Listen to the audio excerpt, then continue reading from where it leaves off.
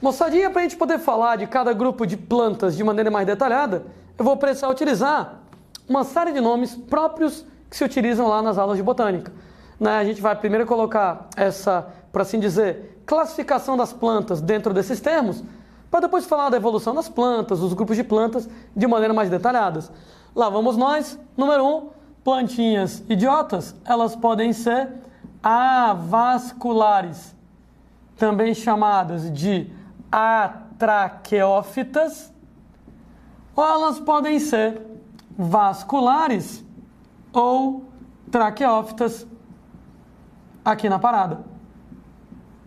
Bom, dizer que a planta, gente, é avascular ou atraqueófita é dizer que essa desgraça aqui não apresenta vasos condutores de seiva.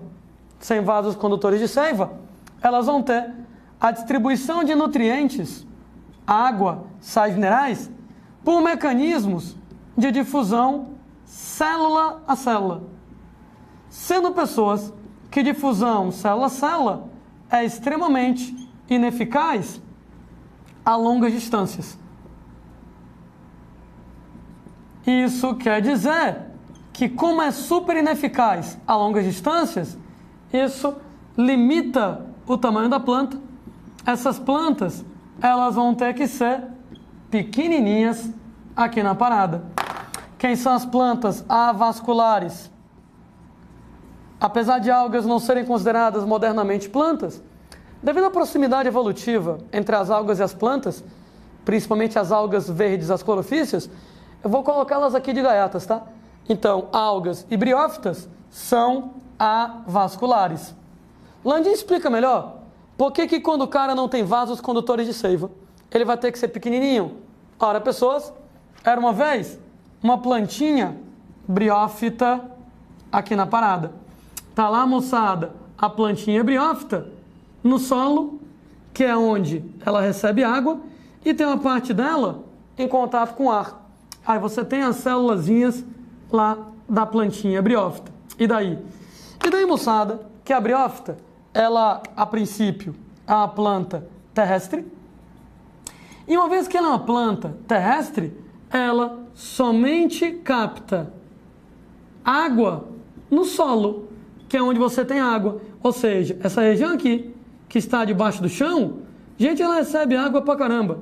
O problema é quem está fora do chão, que vai ter que receber água através do mecanismo de transporte. Sendo que, como não há vasos condutores de seiva, o transporte vai ser célula em célula, como, moçada, você subir de escada. Dá um trabalhão, né? Primeira célula, até que recebe muita água, mas aí a segunda já recebe menos, e a terceira menos ainda, e a quarta menos ainda, e a quinta menos ainda, e a sexta menos ainda. E chega uma hora que não vai chegar água de jeito nenhum, porque tu tem que imaginar que a água vai subindo aos pouquinhos e vai evaporando. Então chega uma hora que simplesmente não chega água lá em cima.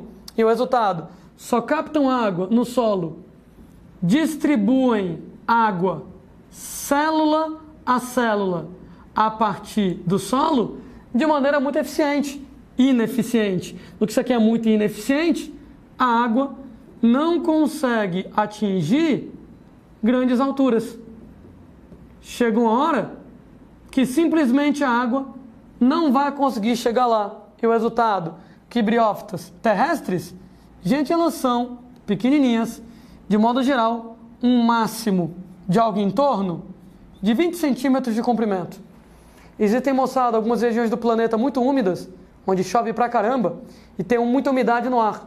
As briófitas podem crescer um pouquinho mais do que isso. Mas, normalmente, 20 centímetros é o limite. É o máximo que a água pode subir de escada, entre aspas, de célula em célula, para poder chegar lá em cima. Que nem, por exemplo, né? Uma casa de 1, 2 andares tem escada, tranquilo, é viável. Mas, poxa, um prédio, por exemplo, de 100 andares, se só tiver escada, não tiver elevador, é inviável tentar chegar no 100º andar de escada. Não dá certo. Então, no caso lá de escada, só se for prédio pequeno. Prédio muito grande, a escada já não vai ser mais eficiente. Briófita, de célula em célula como escada, trabalha desse jeito. O interessante é que existem algas que elas podem ser muito grandes. Existem particularmente um grupo de algas que elas podem chegar a 70 metros de comprimento. elas, não estou dizendo que elas são grandes, mas elas podem ser grandonas aqui na parada, elas podem ser grandonas até 70 metros de comprimento, no caso de algas pardas feofícias, chamadas de kelps, os maiores grupos de algas que existem. Ô Landim, se essa desgraça aqui ela é avascular, se ela não tem vasos, se a distribuição nela é por difusão célula-célula, como é que ela consegue ser tão grande? A resposta, ela é aquática. Como ela é aquática, a brincadeira vai ser bem diferente. Era uma vez, moçada, a água e a alga está completamente mergulhada dentro d'água. Estou desenhando aqui as célulazinhas que você vai ter. Gente, se essa alga absorvesse água somente nesse ponto, essa primeira célula ganharia muita água, a segunda já ganharia menos, a terceira menos ainda, a quarta menos ainda, ia chegar uma hora que a água não ia chegar. É desse jeito na briófita, que a briófita ela é terrestre, só vai captar água no solo. Mas, gente, uma alga ela é aquática, então ela não precisa absorver água só aqui, ela pode absorver água em toda a extensão corporal dela. Ela pode absorver água no corpo todo. E ela pode distribuir essa água na espessura. Se realmente ela fosse distribuir água no sentido do comprimento, aí não dava para ela ser muito comprida não. Porque difusão célula-célula é extremamente ineficaz. Mas, gente, ela é achatada muitas vezes. Ela é estreita, de maneira que a primeira célula recebe água, a primeira célula desse lado recebe água, passa para a célula do meio na espessura. Funciona muito bem. Como elas são aquáticas, elas captam água no corpo todo. No que elas captam água no corpo inteiro, no corpo todo, elas realmente distribuem água célula a célula. Mas nesse caso, ela distribui água célula a célula na espessura. Como ela distribui água célula a célula na espessura, com facilidade, atinge todo o corpo da alga. No que atinge todo o corpo da alga, volto a dizer, se ela fosse distribuir água no sentido do comprimento, ela estava lascada. Mas, moçada, no sentido da espessura, beleza, ela absorve água em todo o corpo dela, ela distribui água de célula em célula na espessura para o corpo todo, o que permite que algumas delas cheguem aos 70 metros de altura. Uma observação aqui, né, que as benditas lá dessas algas, kelps, elas às vezes apresentam células especializadas na distribuição de matéria orgânica, na distribuição de nutrientes orgânicos. Agora, por quê? Porque imagine, por exemplo, que ela é muito grande, está aqui o fundo do mar, está aqui, moçada, o oceano, e está aqui o ar. Então a alga, moçada, ela está desse jeito. Tem uma parte dela flutuando, tem uma parte dela aqui no fundo. A 70 metros de comprimento, aqui no fundo não tem luz, né? Ou tem pouca luz. Se não tem luz, não tem fotossíntese. Quem está na superfície da água, que tem luz, aí nesse caso vai ter fotossíntese. Como vai ter fotossíntese? Nesse caso, vai produzir matéria orgânica, e para células do fundão que não fazem fotossíntese porque não tem luz, ou fazem pouca fotossíntese porque tem pouca luz, as kelps, elas têm células especializadas na distribuição de matéria orgânica. Não vou dizer que é vasocondutor de seiva, tá? Não vou dizer que é vasocondutor de seiva, mas você tem que então a matéria orgânica, através dessas célulazinhas, pode ir para a galera lá de baixo, que não vai ter como fazer fotossíntese. Então realmente é um grupo bem particular de algas, mas de modo geral, quem é avascular, quem é atraqueófita, não tem vasos condutores de seiva, a distribuição é por difusão célula a célula, ineficaz a longas distâncias, tem que ser pequenas quando são terrestres, né? Quando são terrestres. Se elas forem aquáticas, elas podem ser maiores. Queria combinar um negócio com vocês. Falou em avascular, não ter vaso condutor? Primeira coisa que vai vir na sua cabeça, pequena. Porque, claro, as algas não vão interessar muito nas questões, A gente está preocupado é com as plantas de verdade, como as briófitas. Daí, falou em avascular, não ter vaso, na sua cabeça apareceu, pequena. Plantas vasculares ou traqueófitas têm vasos condutores de seiva. Vamos adiantar, 2 tipos de vasos condutores de seiva. O famosíssimo xilema, também chamado de lenho, e o xilema ou lenho, ele carrega seiva bruta. Gente, seiva bruta, ela é inorgânica. Você vai dizer que ela é inorgânica, que ela é basicamente constituída de água e sais minerais. Você tem o floema, também chamado de liber, que ele vai carregar a chamada seiva elaborada. A seiva elaborada, ela é orgânica, porque ela vai ter, além de água, além de sais minerais, ela vai ter também açúcar, ela vai ter também matéria orgânica na parada.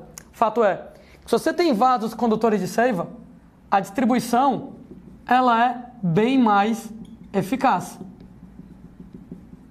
Ou seja, moçada, quando a gente fala que a distribuição é muito mais eficiente, é pegar o prédio de 100 andares e ao invés de colocar só escadas, colocar elevador. Ou seja, chegar no 100º andar é tranquilo.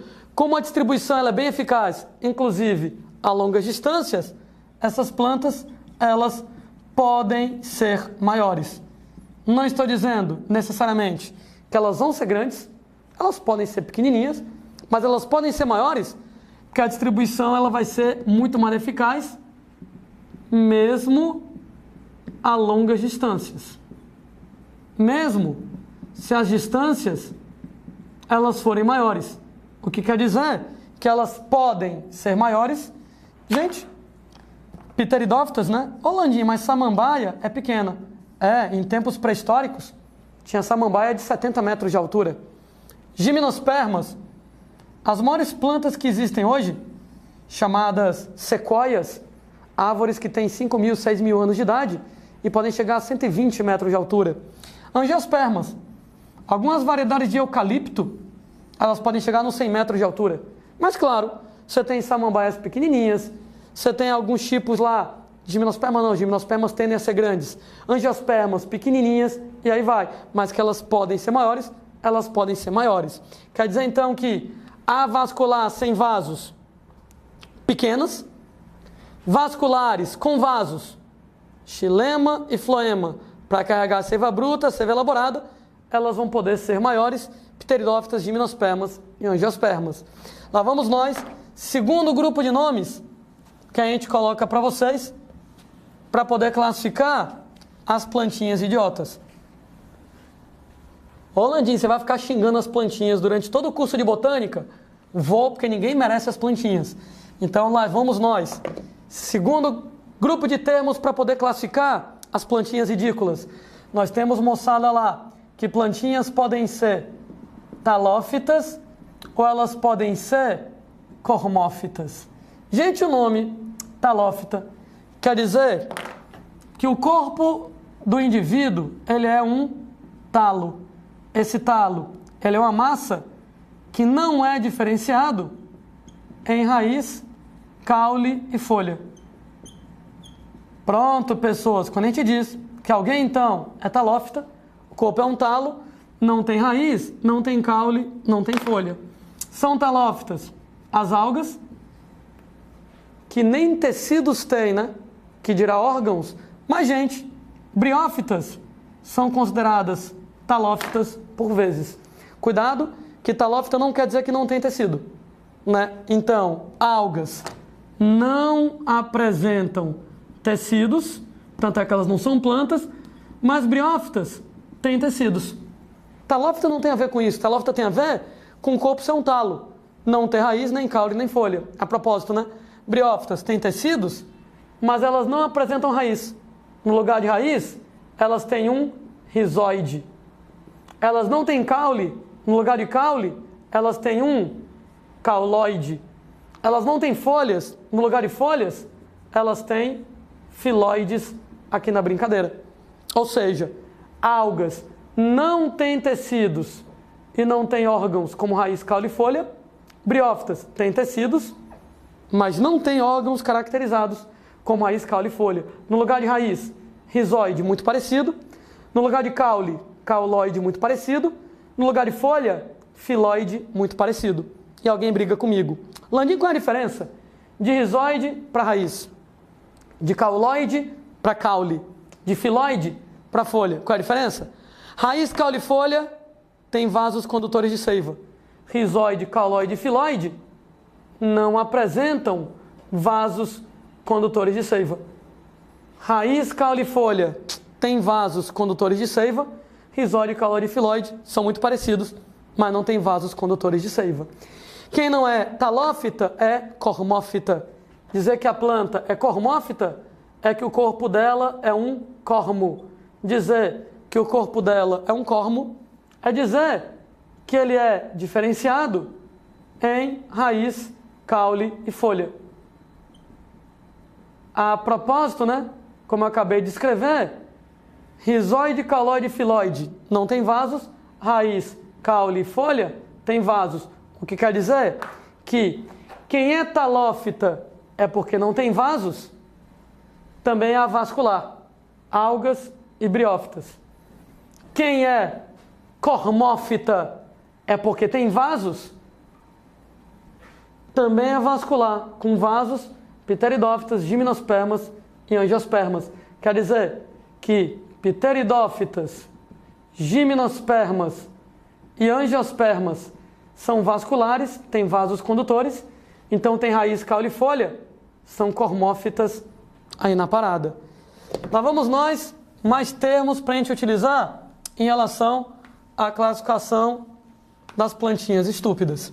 Nós temos pessoas lá que plantas, elas podem ser criptógamas ou fanerógamas. Eita caramba, capricharam nos nomes feios agora.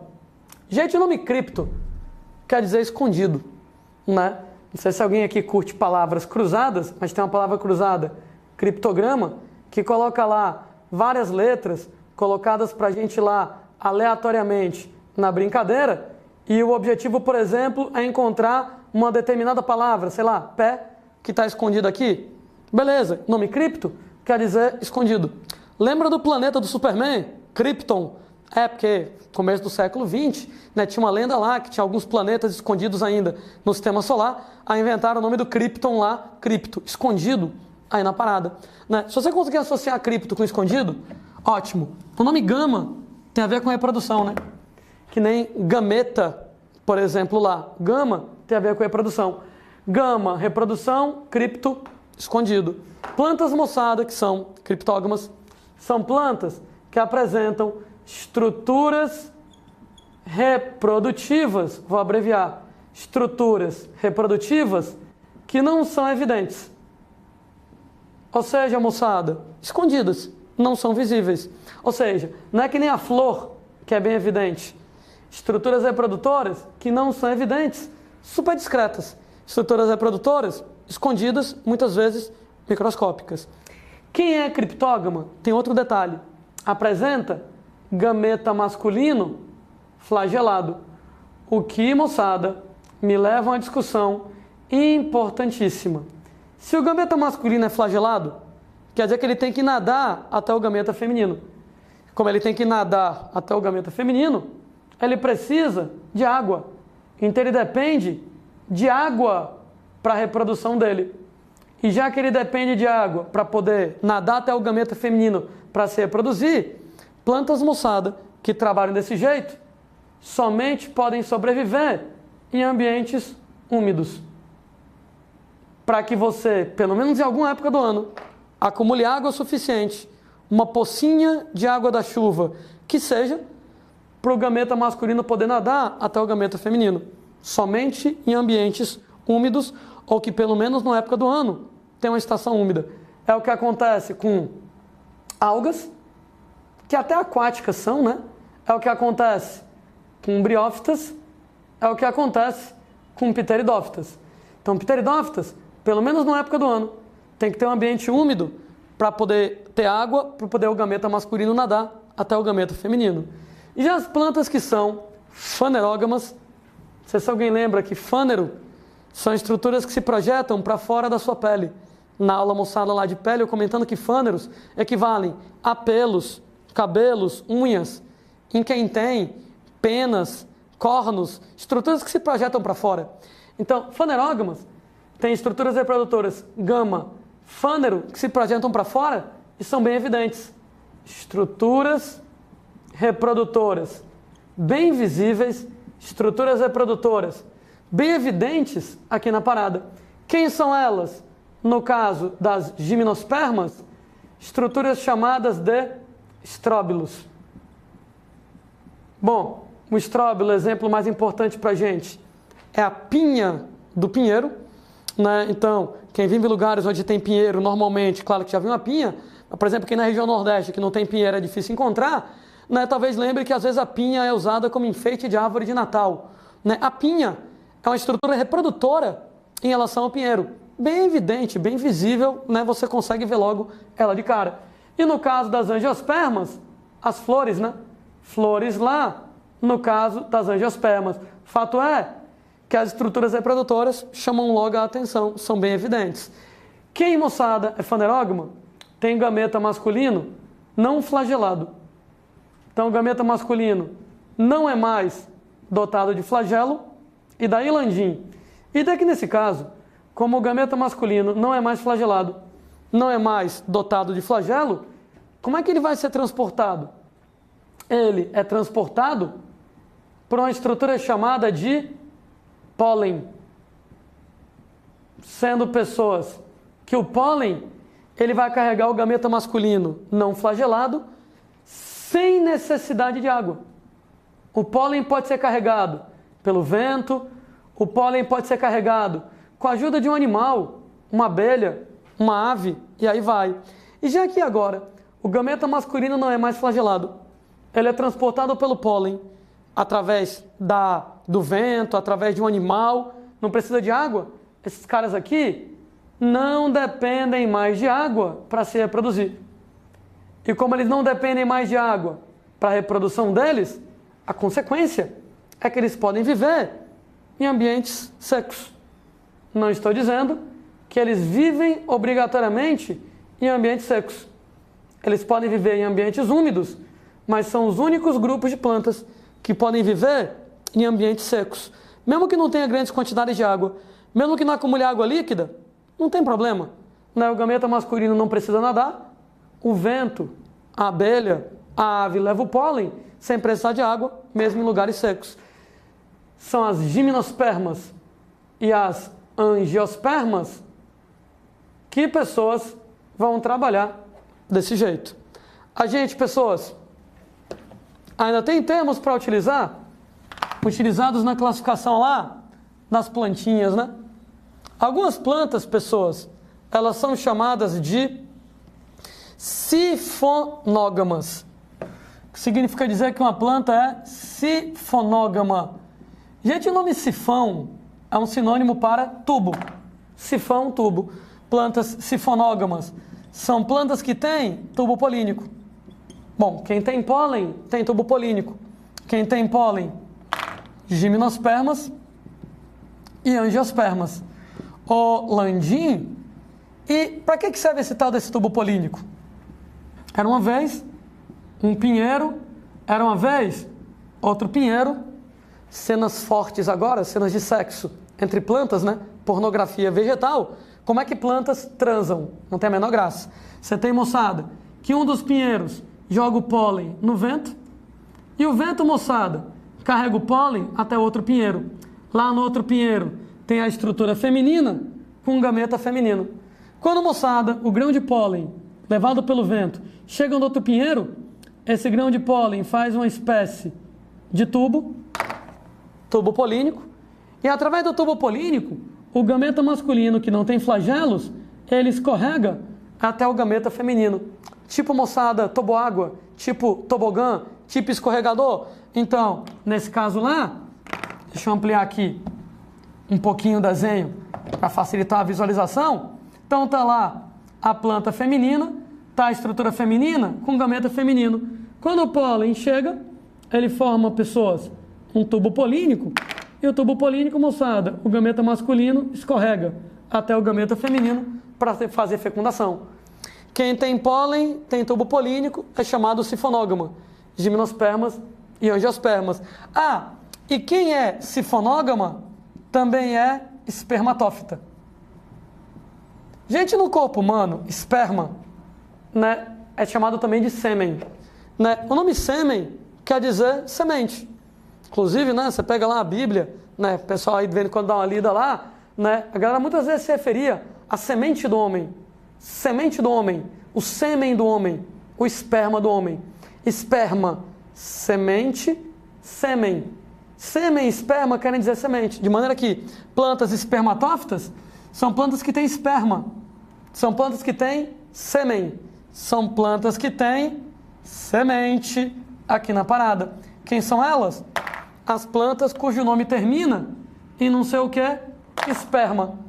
Gimnosperma, angiosperma. Nesse caso, pessoazinhas, né, plantas que apresentam semente. Tem 3 termos que eu usei, que eles são basicamente sinônimos. Todo mundo que é fanerógama, gimnos e angios. Também vai ser sifonógama, gimnos e angios. Também vai ser espermatófita, gimnos e angios aqui na conversa.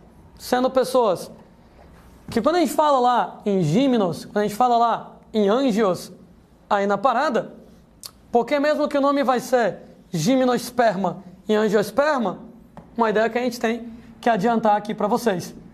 O nome gimno quer dizer peladão, gimno quer dizer nu, pelado, esperma quer dizer semente. Então, ao pé da letra, gimnosperma, esperma, semente, gimno, nua. Dizer que a semente é nua é dizer que a semente não é revestida por fruto. Daí, nas plantas gimnospermas, semente nua, não tem fruto. Nas plantas angiospermas, esperma, semente, angios quer dizer urna. Urna, moçada, ou então vaso, onde você guarda alguma coisa. Nesse caso, a semente está guardada. Essa semente está guardada, essa semente não está nua, ela está protegida por uma urna, por um vaso. Nesse caso, o fruto aqui na parada. Vou falar em angiospermas. Angiospermas têm frutos e angiospermas têm flores. Daí, o nome antófita aqui na parada. Eita, gente. Fita quer dizer planta, anto quer dizer flor. Plantas antófitas, plantas que apresentam flores. Flores, moçada, de verdade, verdade, verdadeira, antófita é sinônimo de angiospermas. Então tem questões que ao invés de usar o nome angiosperma, usa o nome antófita. Angiosperma é uma referência a ela ter fruto, antófita é uma referência a ela ter flores. Mas, gente, é sinônimo, tá? É sinônimo. Então, o nome alternativo para as angiospermas, antófita. Angiospermas tem fruto, antófitas tem flores, é a mesma coisa. O último termo que ficou faltando aqui para gente. Algumas plantas são embriófitas. Cuidado para não confundir com o nome briófita, né? Briófita é uma coisa, embriófita é outra. Plantas embriófitas são plantas que têm um embrião. Mais precisamente, um embrião maciço de nutrição matrotrófica. E, gente, quem são as plantas embriófitas que têm embrião maciço de nutrição matrotrófica?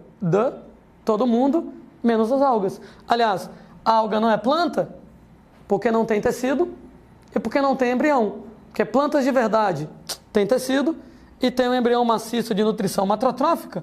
Isso quer dizer que embriófitas, todas as plantas de verdade, briófitas, pteridófitas, gimnospermas e angiospermas, também chamadas, pessoas, pelo nome lá de antófitas. Que tal se eu pegar todos esses nomes que a gente colocou para vocês e organizar esses nomes todos em relação aos grupinhos que a gente estava colocando, né? Bom, apesar de algas não serem plantas, elas vão entrar aqui na nossa conversa. Algas, né, pessoas? Elas são avasculares, não têm vasos condutores de seiva. Elas são talófitas, não tem raiz, não tem caule, não tem folha. Elas são criptógamas, não tem estruturas reprodutoras evidentes. As estruturas reprodutoras são escondidas, precisam de água para se reproduzir. Elas, entretanto, não são consideradas plantas, porque elas não são embriófitas. Então pega lá as briófitas. Elas são avasculares, que nem as algas. Talófitas, que nem as algas. Criptógamas, que nem as algas. Entretanto, a alga não é embriófita e briófitas são as primeiras plantas embriófitas a aparecer. Questão muito tradicional de botânica, né? É a novidade de um grupo em relação ao grupo anterior. Então, a novidade, formação de embrião, por exemplo. Então, pega lá as pteridófitas aqui na nossa conversa. Ora, pteridófitas são as primeiras plantas que são vasculares, têm vasos condutores. As primeiras plantas que são cormófitas, têm raiz, caule e folha, mas elas ainda são criptógamas.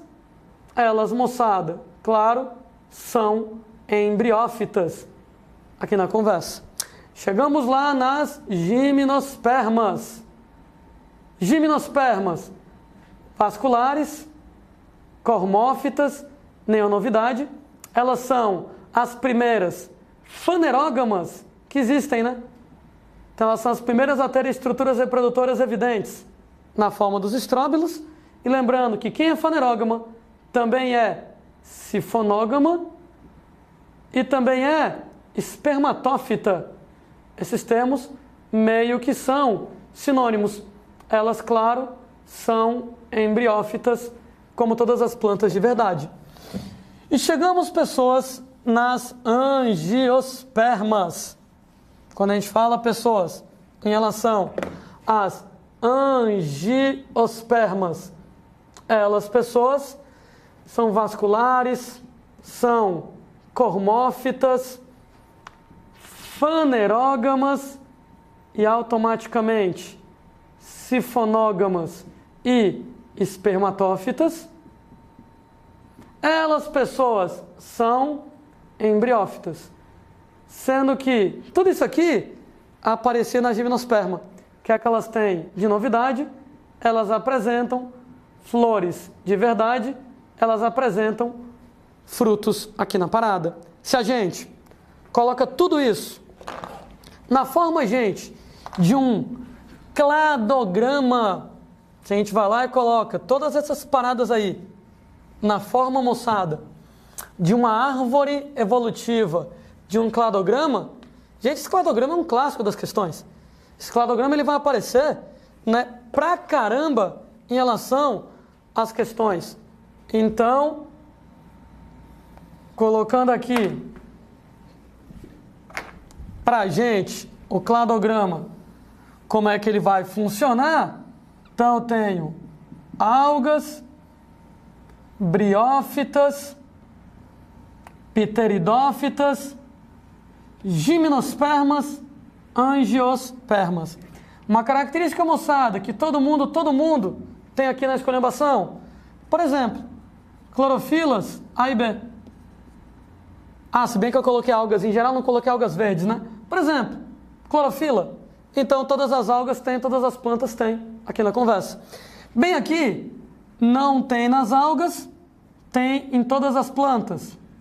Um embrião maciço de nutrição macrotrófica, desculpa a letra pequenininha, as abreviações aqui na parada. Quando você pega briófitas, elas não apresentam vasos condutores. a parte das pteridófitas, nós temos vasos condutores. E com isso, nós temos órgãos como, por exemplo, raiz, caule e folha caracterizados.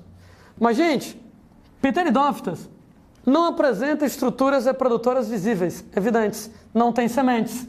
Sementes aparecem para as gímenos e as ângios, sendo, né, pessoas que angiospermas desenvolvem lá flores e frutos.